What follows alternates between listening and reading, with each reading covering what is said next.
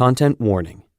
This podcast discusses violence, murder, suicide, civil unrest, aggressive policing, racism, and lynching.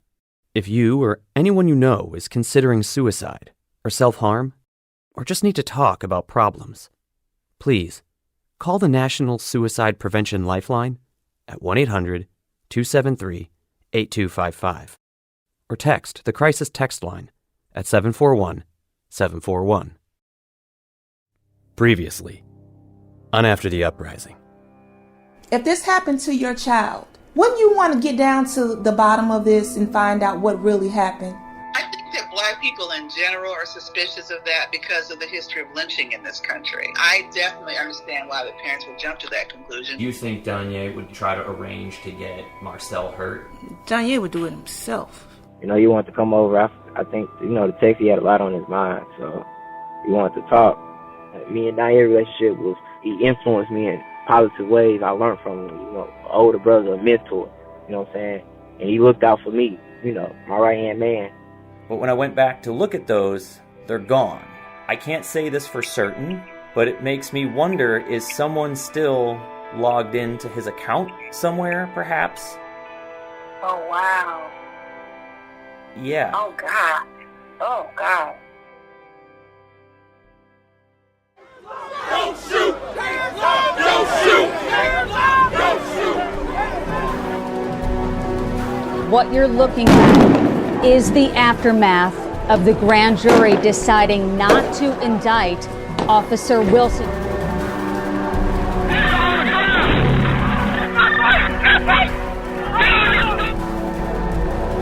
A young man found hanging from a tree in October. His mom believes someone murdered her son, targeting him.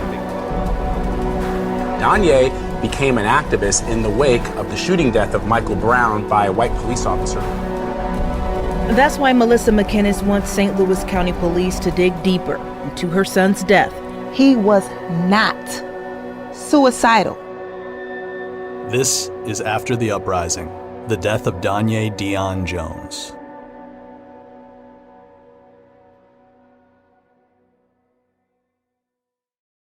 As far as who lured Danyé out, we had already got word that people thought that that's who it was. And at this point, I'm really believing that they had something to do with it. Have you or anyone in your immediate family talked to him No. recently? Oh, no. No. Okay. No. So no one's confronted him about this? Oh, no. Mm-mm. Are you in any way afraid of him? I'm afraid. I'm not afraid. I'm just, with what I have to do. If I'm dead, I can't do it, right? This is from a conversation we had with Melissa in July of 2019. Long before we had Danyé's phone hacked, and before the St. Louis County Police destroyed the bedsheet. She wanted to tell us what she was hearing about one of her step-nephews, who has the nickname Danyé Boy. She had been told that he was possibly involved in getting Danyé out of the house the night he died, and she called to tell us that members of her family believed he may have also been involved in someone else's death. He said, I would serve them some bad drugs and not think twice about it. And so I said, what? He said, I'm serious. So I looked at Danyé, and Danyé was like, dude, you tripping. And I said, you know what? You can leave. I said, because you sound real stupid. Melissa and Danyé basically told Danyé Boy to leave after saying such a heinous thing. And then sometime later, the woman Danyé Boy allegedly threatened did in fact wind up dead. We know, it's a lot to track and one big speculation sandwich. That's what this whole episode is going to be. We're taking out our flashlight and climbing down a lot of rabbit holes here, so strap in. Maybe we could pull back and go big picture and see where you all sit at this point. Are you feeling that it was murder, but possibly not racially motivated murder? In other words, that it could have been related to something, I don't know, Danyé or something? Are you thinking it's police specific related? I mean, I want to get a sense of where, where do you think, what do you think happened? What I think happened is My son was lured out to be murdered, and that's it. Who is it? That's see. Everybody else wants to make it seem like it's one thing. My main thing is who the hell killed my son. I don't care if it was the police. I don't care if it was President Obama. I don't care. I need to find out who killed my son. So I'm not leaning towards anything. What I'm leaning towards is someone killed my son and he did not commit suicide. For more than 2 years, we have met with Melissa and her family. We've spoken over the phone, texted, emailed, and across all of that communication, we have heard several bits and pieces of theories about possible suspects and potential motives, and just strange happenings that we think we should share. Some of these bits and pieces were things that Melissa and her family found odd, but really had nowhere to go with. There was a white man in the back of the church when we got there, just standing there, not speaking to anybody. Was he the only white guy there? The only white guy there. Okay. He wasn't the only white guy. It was activists there, but he Okay. stood out there. Yeah, no because one knew. when he came down, he's the only white man that I saw there. When he came down, he didn't speak to the family. He didn't even go look at Danyé. He didn't walk past Danyé. He walked over to a Remember Christ table that had a Bible on it. Did exactly like this with his hands, his finger, like he was reading something. But you could tell he wasn't really reading. And he turned around and walked out. Didn't see him anymore. What did he look like? Middle-aged white guy, not really heavy, short hair. He had like a scruffy like beard type thing. Was he wearing a suit or anything? He had on some like light khaki pants and a regular shirt. And no one's ever seen this guy before And no or one since? ever. Nope. I had actually asked our older sister. I'm like, did you see him? And she was like, yeah, who is he? I was like, I don't know, but he seems like really weird. Like he didn't even look at Danyé. I said, okay, well maybe he's maybe an ex-manager, or maybe he's a teacher. So when, after the funeral and we all got together and started talking about everything, I asked my niece and nephew, like, did y'all see the white guy that was in there? And they was like, yeah, we saw him. He was standing in the back. And I said, well, is he like maybe an ex-manager? Maybe is he a teacher? They was like, we don't know who he is. We've never seen him a day in our life. With no name or photographs of this man, there really isn't anything to build off of. So it just stands out as an oddity in their minds. Who was this guy? Why was he at Danyé's funeral? Was he somehow involved in Danyé's death? Or was he just some weird guy who likes to walk into strangers' funerals? And speaking of mysterious white people, Melissa and Derek once told us a quick anecdote about some nameless white boys who were supposedly messing with Danyé. Danyé always said, people can know where you live, and you need to always have your protection. And now, man, you out there doing what you do, and you're getting threats. It made me think about some things when he talked to my brother. He was saying something about some white boys or something. Being after him. Yep, I remember that. And he was trying to inquire about a gun then. So, something was definitely going on. He wouldn't want to worry anyone about issues that may be going on with him, or less you know the better type thing. Do you remember anything else about these white boys, or like a time? Well, I just know specific. My brother was telling me that when he pulled up and he talked to me, he said, hey, where I can get, a gun or something. He said, white boys, looking for me or something to that effect. They've been messing with me. Right. He told me, he said, they called me a nigger, ma, a nigger, and I knocked them out. I hit them. Right. Do you remember even a rough time when that was? That was like maybe September or August. End of August. Somewhere around there. This was September. Yeah, I would say around September before I see him. Yeah. So according to Derek, one day his brother pulled up to their house, and Danyé happened to be outside. Upon seeing Derek's brother, Danyé asked him if he could help him acquire a new gun. And the reason he gave for needing one was that some white boys were trying to get at him. According to Melissa, Danyé told her that some white boys had called him the N-word, and he had knocked one of them out.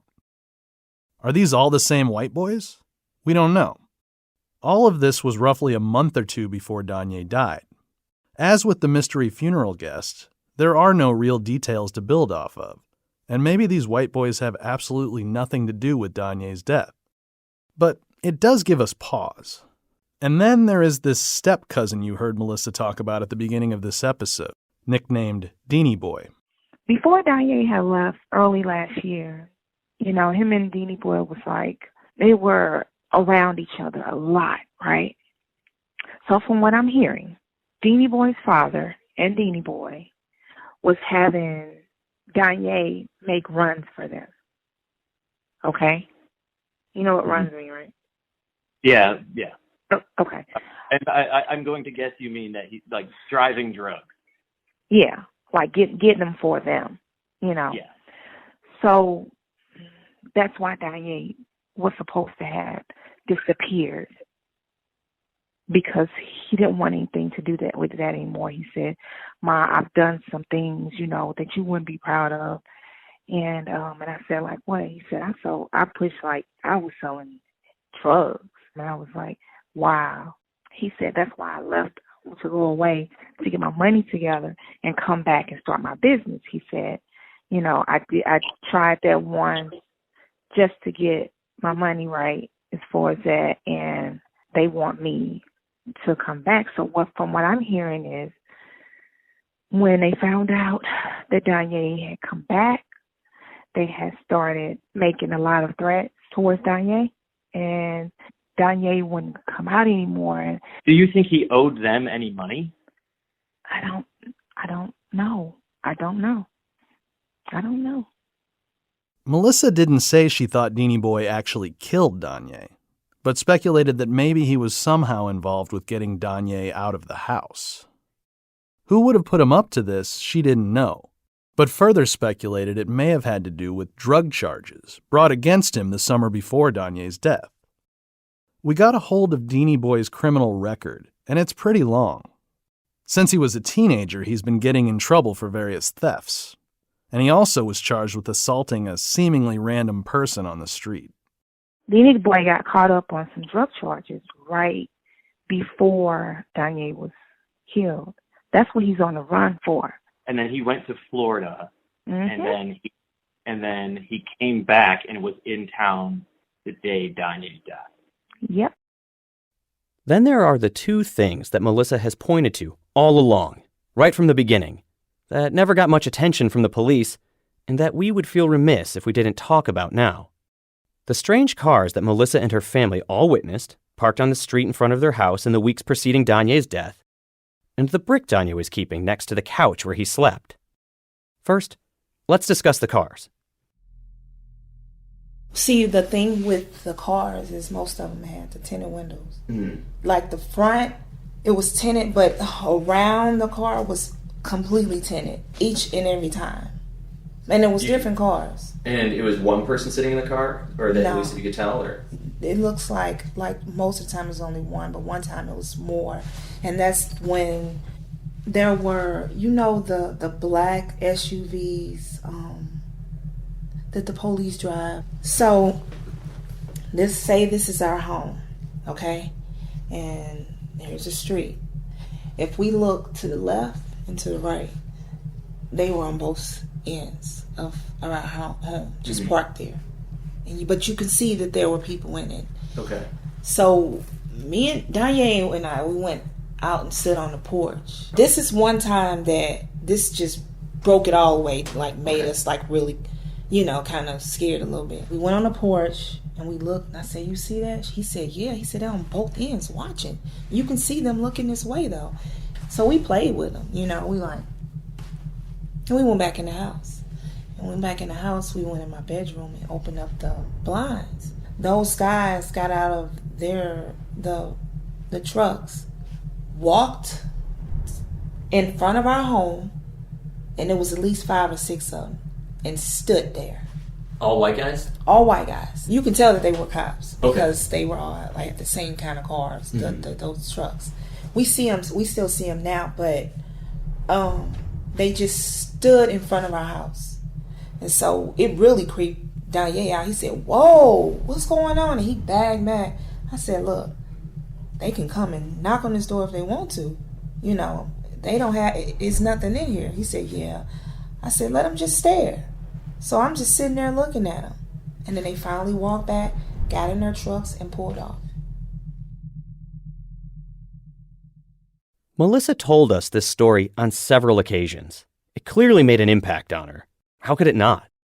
We made sunshine requests to several local and state law enforcement agencies to see if anything would come up about surveillance on Melissa's house, but we weren't given anything back.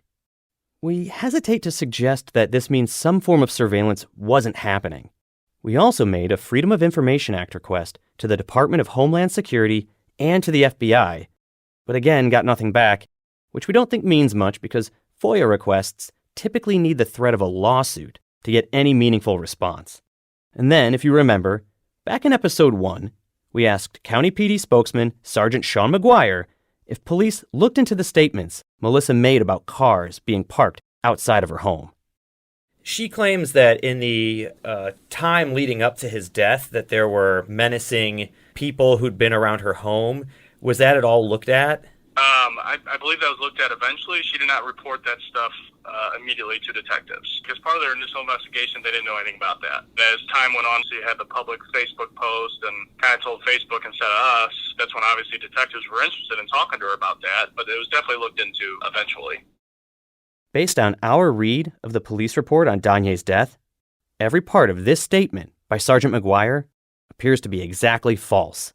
Detective Anderer's report states that, in fact, Melissa did tell police the morning of Danyé's death that strange cars had been outside of her home. But the report contains no mention of Anderer or any detective looking into these suspicious vehicles in any capacity. Then, there is the brick that aroused Melissa's very first suspicions. There was a brick down there. And that's the reason why I had actually went out to the backyard. Because I'm like, why did he have his brick in his house? What's going on, you know? He had it set by that where he sleeps. like next to the bed? Yeah. Okay. That's when my antennas went up. I'm like, what the hell? Before Melissa even knew that Danyé was dead, she found the brick he kept next to the couch where he was sleeping. If you remember from episode 1, she had gone downstairs to look for Danyé and saw the brick. She had no idea why it would be there. And upon carrying it to the back patio where it came from, she found Danyé hanging in the tree. Since that moment, she has suspected that the brick was a weapon that Danyé was keeping close, something he could use to defend himself against an attacker. If that is in fact why Danyé was keeping a brick next to him while he slept, that would seem to suggest a few things. For one, he is afraid of being attacked. And 2, he is afraid of being attacked by someone who can get into his house. Was he afraid of random intruders, or of somebody specific? Would the white boys know where Danyé lived and how to get into his house? Or is that the domain of perhaps a step-cousin? And what about Marcel, the person who allegedly shot Danyé's best friend Damon and narrowly missed his brother Javon? When we re-listened to the audio of Melissa reading for us her text message chain with Danyé about those events, it started to seem pretty evident that Danyé was planning some sort of revenge attack on Marcel, and that this plan was devised in such a way so that it would not lead back to him. Remember how Danyé told Melissa the streets were going to handle it? The streets was going to take care of that. He knows a lot of people. So I say, dude was plotting to shoot other people and already have. At one point, do y'all wise up or do y'all just let him just keep shooting innocent people? Shaking my head. He says he would get taken care of. I said then when he's taken care of, his people was gonna come after them. Think. So he said, okay, you not understand what I'm saying. Not if it's a setup, things different. It sounds like Danyé is hinting to his mother in these texts that he may have been trying to have somebody else kill Marcel. Now add to this the text he sent to his friend in Springfield, Maigiana, and to Deja. The text to Maigiana said that an MF was getting popped and that soon he might have to come lay up with her for a week. The texts to Deja named Marcel, gave a description of him, had Danyé saying he knew where Marcel lived, and then were followed up by Danyé sending 2 photographs, likely containing Marcel's image. He ended it all by asking if Deja's people could line it up. Knowing that all of this transpired about 4 weeks before Danyé ended up dead seems so entirely coincidental, almost unbelievably so. Here he is, seemingly plotting a hit on someone, then that someone is detained but released. Immediately after, Danyé gets very paranoid, or stressed, depending on who you ask. He doesn't want to go anywhere unless it's to show a property. He asks Derek's brother for help getting a gun, ostensibly to protect himself from some maybe real, maybe made-up white boys, and he eventually puts a brick next to his bed. One possibility is that he wanted to use it as a weapon if someone tried to attack him in the night. And honestly, it's hard to think of a second reason he would keep a brick next to him while he slept. What's going on here? Did Marcel find out that Danyé was maybe preparing a revenge attack on him through an intermediary? We really wanted to know what Deja had to say about all of this. But once we told her that we had opened Danyé's phone, she would answer a text or a Facebook message here and there. But every time she scheduled to meet us in person, she wouldn't show up. On more than one occasion, we sat waiting for her at a bar or a restaurant, only for her to never come. We would schedule phone calls, but when the time came to talk, she wouldn't answer. We figured we should just lay all of our cards on the table and put the ball in her court. Your call has been forwarded to an automatic voice message system. At the tone, please record your message. Hi, Deja. It's John from the Danyé podcast. Sorry we weren't able to connect with you this morning. We really hope to be able to speak with you again. I know Ray made it clear to you that we did open up Danyé's Android phone, and there's just a few questions we have after seeing some texts that he sent to you, particularly revolving around Marcel and, the way Danyé was speaking with you around those events.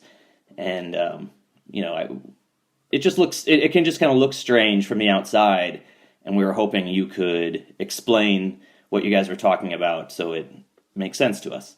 So, just give us a text or a call and we'll talk about it. Thank you. Eventually, Deja did get back to us, and we made another plan to meet when we were back in St. Louis. On a weekday afternoon, Deja had us meet her at her place of work, where she hopped into my car and we spoke for almost 2 hours. Full disclosure, we did pay Deja $100 to give us this interview. At the outset, we told her how Danyé's best friend Damon had said to us that he wasn't surprised by the idea that Danyé had died by suicide. I, on the other hand, was very surprised. Okay. Very, very surprised. Because Danyé never was suicidal. He will probably hurt someone else before he hurt himself, to be honest. Like, he wouldn't be on I'm finna kill myself and nobody know about it. If he was in danger, if there was someone out to get him and he knew about it, could you see him in that situation taking his own life? To be honest, no. He will go away. He'll disappear. Like I said, me and Danyé was like everything to me. Nah. I knew him too well for him to even think about suicide. And it was just the case that I talked to him 2 days before he passed away. Like, that's what kind of threw me off. Like, we were just on the phone talking about how we was finna do things with each other and get married, all types of things. We were just talking, trying to see where we were going to move forward to. Deja told us that she and Danyé were working on getting back together. And maybe they were.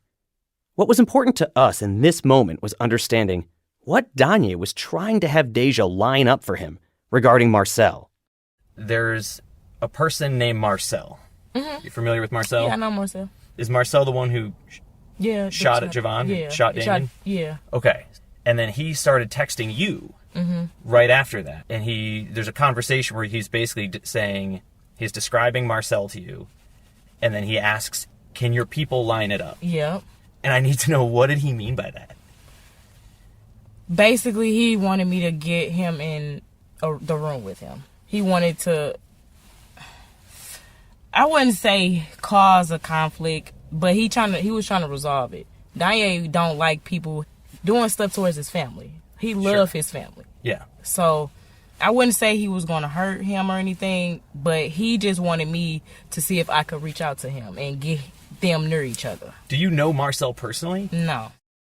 Deja made it seem as though she thought Danyé only wanted to get face-to-face with Marcel, which we didn't think squared with everything we saw on his phone, so we shared that information with Deja, telling her about his texts with Melissa and Gianna.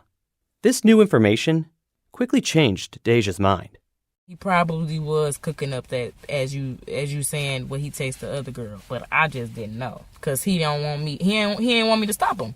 That sounds like something that he'll try to put together and wouldn't tell me, to be honest. Like, because he know how I am and how his mama would or whatever.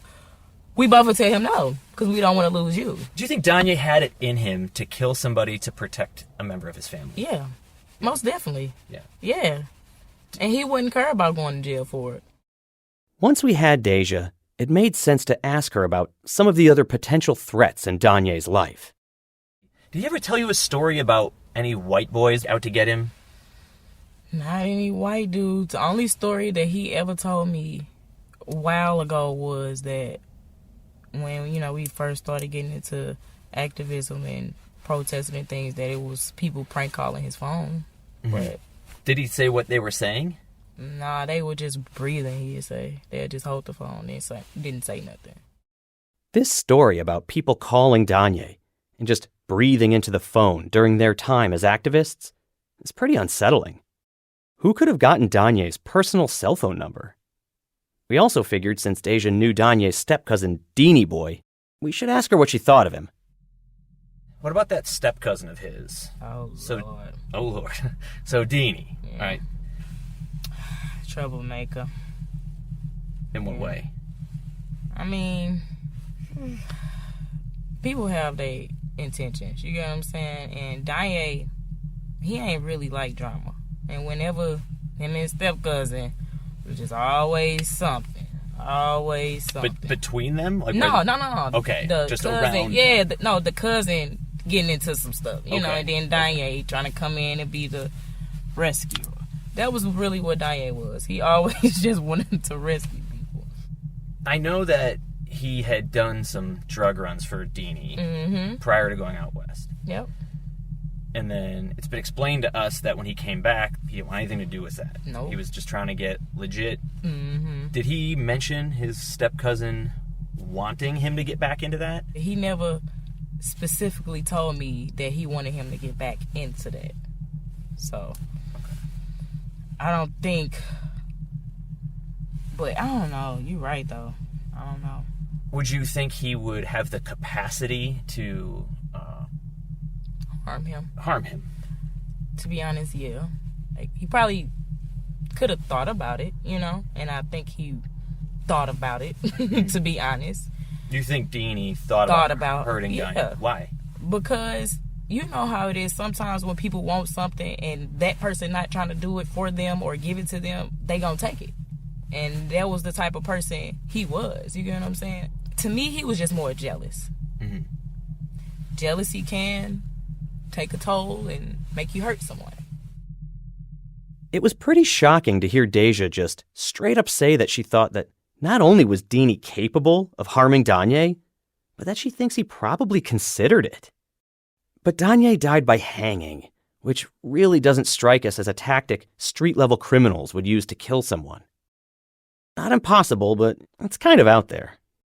But it is interesting in light of the story about the alleged intentional overdosing, which, of course, could not be true at all. But it does describe someone who wants to set up their crimes to look like other things. We sent multiple messages to Deanie via Facebook to offer him an opportunity to talk, but he never responded.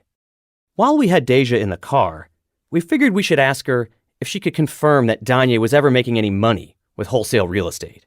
So did he specifically ever tell you, I have sold something or made money in real estate? Yeah, he told me he was recently buying properties and stuff in Illinois. That's all he told me. Like, he was like...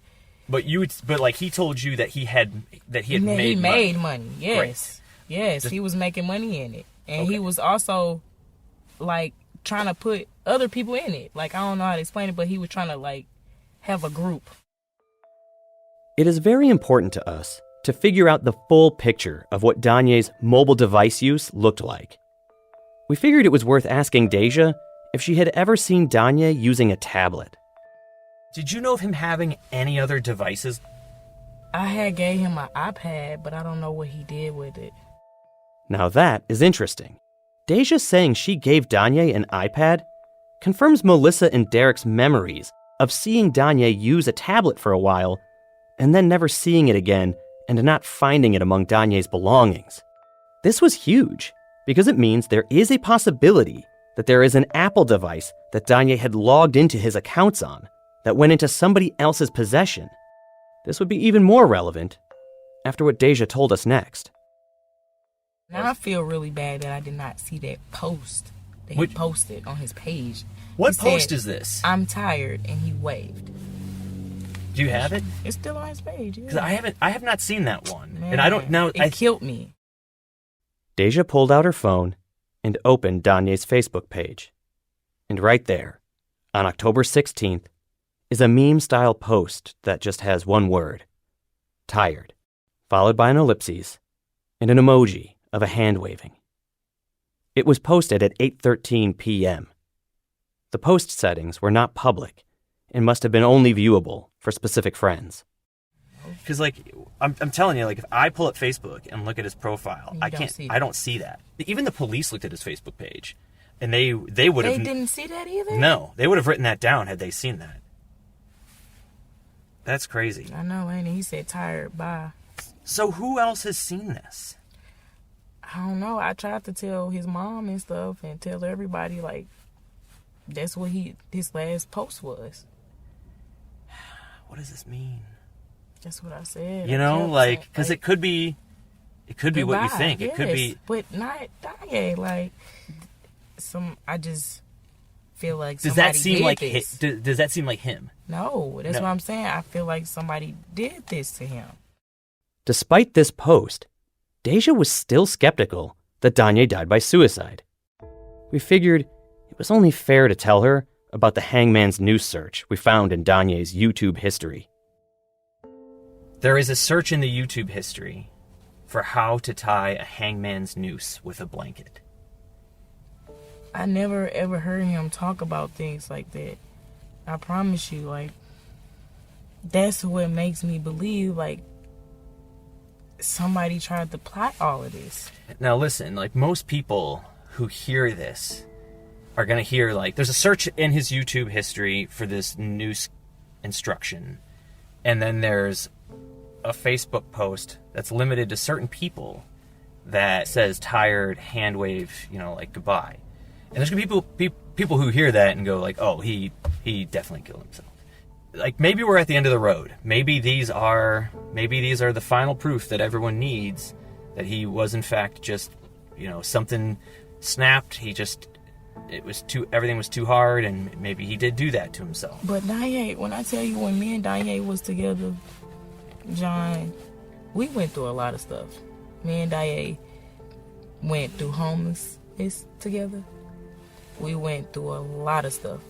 Mm-hmm. So that's what I'm saying. We went through so much, and he never once, you get what I'm saying? He had been through so much adversity, and that never came up. No, so and that's what would I'm this saying, be? How would he want to do bad to himself when he was doing good? You get what I'm saying? Mm-hmm. That's what I don't get. When we were doing bad, Danyé was strong as a mug. He was so strong. I was the weak one, crying and, oh my God, what we gonna do? He was, babe, it's gonna be okay. I'm finna get the job at FedEx. He got a job at FedEx. And I keep telling you, Danyé he wasn't in a bad position. Even when he was in a bad position, he was still looking for positivity. Mm-hmm. I don't get, like I said, it don't line up with me because we went through the worst. I just can't put that in my head. I'm sorry. I just don't think fair. He did. Which is fair. That's just not the Danyé that I knew, and even when, like I said, when he was in a bad position or however you want to call it, he never once thought about hurting himself. He just thought about making it better.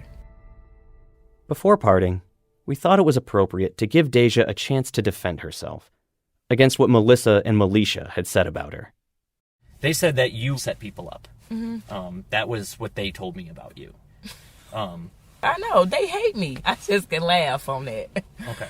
I don't know from mechanic paint what they talking about, Mm-hmm. but to be honest, why you think I don't talk to them now?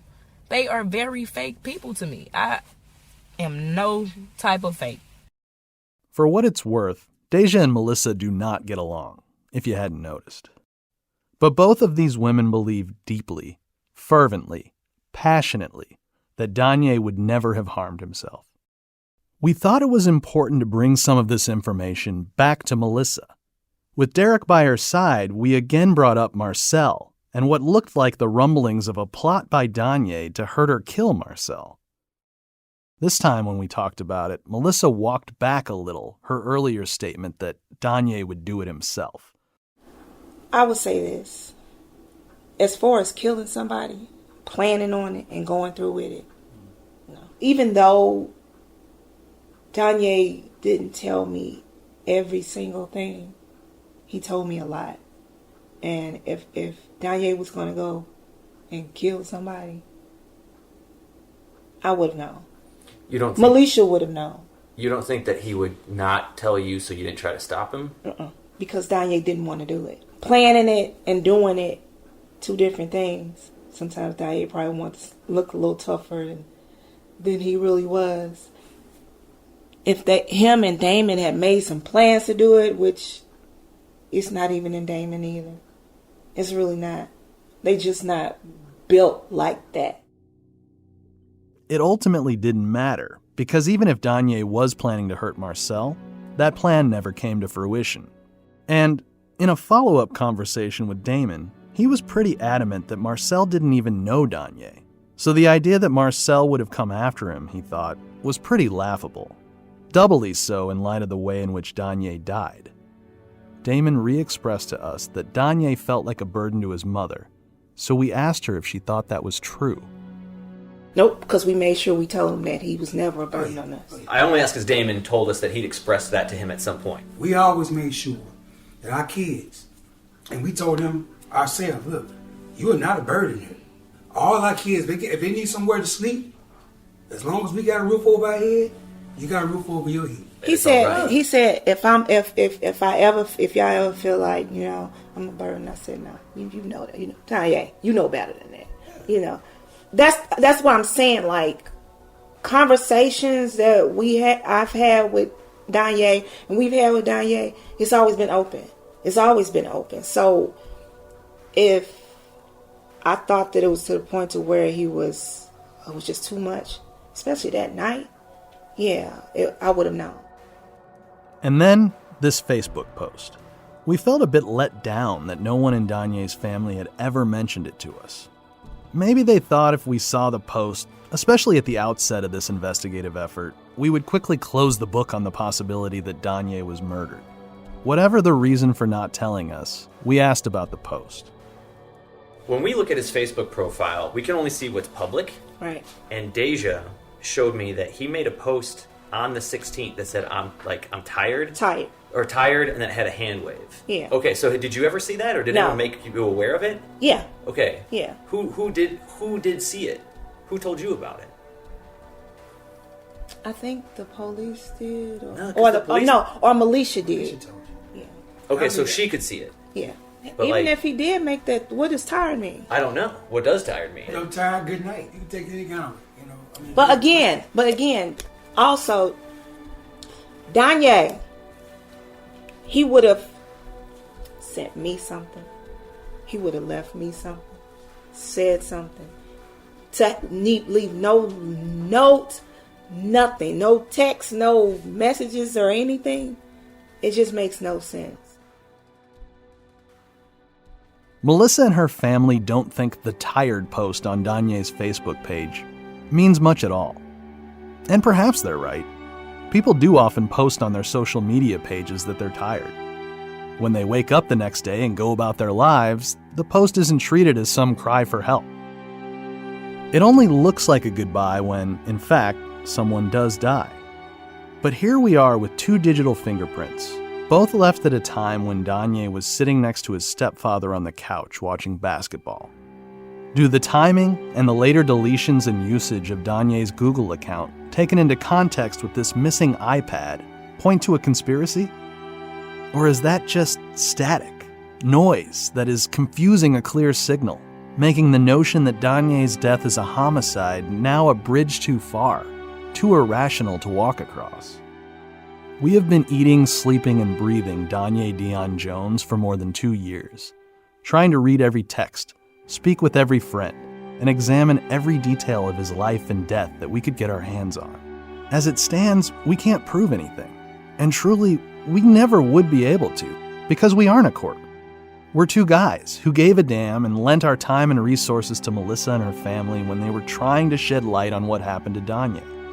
We've personally vacillated back and forth on just what happened to him, questioning the police, questioning Melissa, questioning ourselves, sometimes falling deep into the caverns of minutia, looking for the subtlest clues and leads, a large portion of which went nowhere, and so were never included in this show. At the end of everything, if we want this investigation to amount to anything, we would need to bring it to someone with subpoena power. Someone who could separate the signal from the noise. Someone who could crack open the data in Danyé's accounts and pin down once and for all which devices at which locations made the posts and searches in question. We needed someone who could command that a real investigation take place. Someone who promised to give all the residents of St. Louis County a fair shake. That's next time on After the Uprising. After the Uprising is directed, produced, investigated, written, and reported by myself, Raina Vishelsky, and John Duffy. John Duffy was also the editor. Dave Cassidy was producer. Sound engineering, design, and mix by Josh Condon. Executive producers were Matt McDonough and Tina Exeros for Now This, Brett Kushner for Group 9 Media, and Jess Borave was executive in charge of production. Jonathan Hartwig and Bradley Rayford were consulting producers. Eliza Craig was assistant producer and did additional reporting. Mallory Kenoy was a writer's assistant. Kristen McVicker and Taya Wilson were production assistants, and Haley Klesmer was a post-production assistant. Fact-checking by Allison Humes. Theme song and other music by Zachary Walter. Legal by Keith Sklar and Peter Yazzie. Special thanks to Ann Frotto, Danny Gonzalez, Barbara Koppel, Alex Lester, Beth Ann Macaluso, Emily Marinoff, Ruth Vaca, and the Reporters Committee for Freedom of the Press. After the Uprising is a production of Double Asterisk, iHeartMedia, and Now This in association with True Stories. You can find us on Twitter and Facebook. If you have useful information about the death of Danyé Jones or anything we've covered, please leave a message on our tip line at 347-674-7401.